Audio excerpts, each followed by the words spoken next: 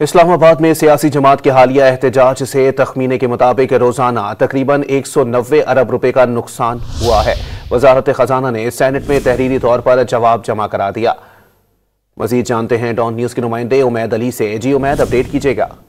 जी देखिए, बिल्कुल आज सेनेट में जो है वजारत खजाना की जानिब से तहरीरी तौर पर जवाब जमा कराया गया है, जिसमें जो हालिया जो पीटीआई जो सियासी जमात है जिसने एहतजाज किया था, उसमें जो इस्लामाबाद में जो नुकसान हुआ है उससे मुतालिक जो है ये कुछ वजारत खजाना तहरीरी जवाब जमा गया, जिसमें बताया गया कि इस्लामाबाद में जो सियासी एहतजाज हुआ है उसमें कोई जो तखमीना लगाया गया है इक़्तिसादी नुकसान का, उसके मुताबिक एहतजाज से रोजाना तकरीबन जो है 190 अरब रुपए का इक़्तिसादी नुकसान हुआ है। वजारत खजाना ने जमा कराया।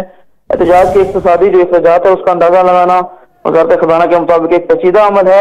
एहतजाज ने जो मैक्रो इकनॉमिक है इस्तेहकाम उसको भी कमजोर किया है। एहतजाज ने GDP को भी नुकसान पहुंचाया है। ताहम 26 अरब रुपए FBI टैक्स वसूली न होने से भी जो है नुकसान हुआ है।